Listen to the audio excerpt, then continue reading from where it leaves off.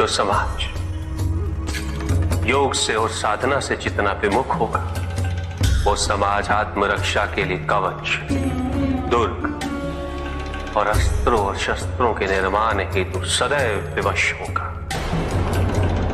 व्यक्ति के अंतर मन से शुभता जितनी ही क्षीण होती जाएगी, योग की अग्नि जितनी कम होती जाएगी,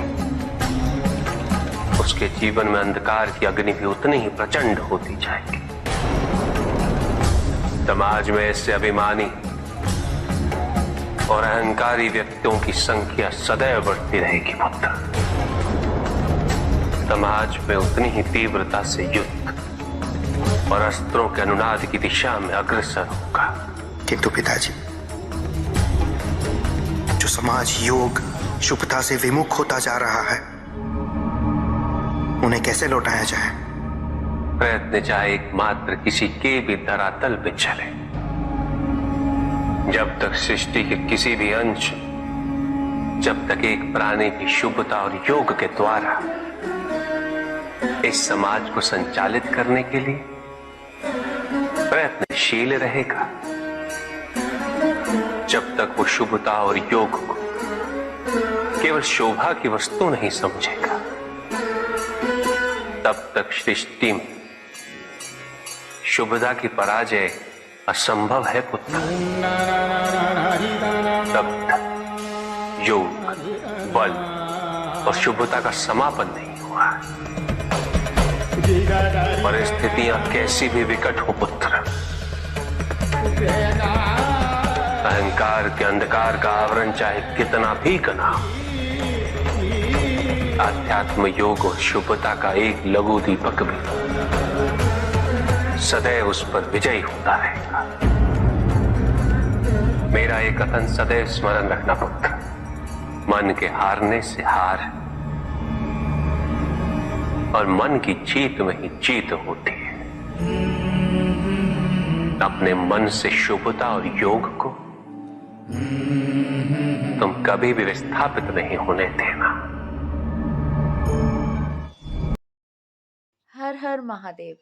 फ्रेंड्स देखिए, शिव जी ने जब कार्तिकेय जी ने मन का व्यथित हो गया था, तो उन्होंने बहुत वो परेशान थे, तो शिव जी ने उन्हें बड़ी शांति पूर्वक समझाया और कहा कि संसार में शुभ और अशुभ दो चीजें होती हैं। शोभायान, जैसे कोई सुंदर स्त्री है तो लोग उसका दुरुपयोग करते हैं, तो जब तक ये शुभता का लोग आवश्यकताओं को लेके चलते रहेंगे, शुभता का प्रयोग आवश्यकताओं में करते रहेंगे, तब तक संसार में संपन्नता हासिल नहीं होगी।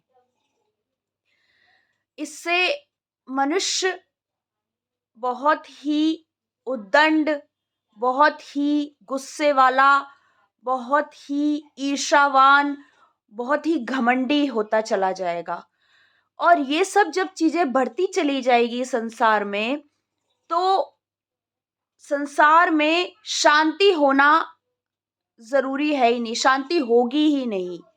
तो अंत में उन्होंने ये बात बोली है कि हम मनुष्यों को अगर संसार में अपने जीवन में समानता रखनी है, तो हमें हर चीज में समानता रखनी पड़ेगी। हमारा जीवन जीने के तरीके में समानता रखनी पड़ेगी। हमें जो जिम्मेदारी दी गई है उसमें समानता रखनी पड़ेगी। हमारा महिलाओं का जो कार्य होता है, बच्चों को संभालना, परिवार को संभालना, उसमें हमें समानता रखनी पड़ेगी। यही अगर महिला अपनी सीमा पार कर लेगी, वो समानता हट जाएगी, उसको आवश्यकता में लेने लगेगी, उसका दुरुपयोग करने लगेगी। तो अंत में कार्तिकेय जी को शिव जी ने ये समझाया है कि मन के हारे हार है और मन के जीते जीत। तो मन को अगर आप कंट्रोल रखोगे तो आपके जीवन में आनंद ही आनंद है। हर हर महादेव।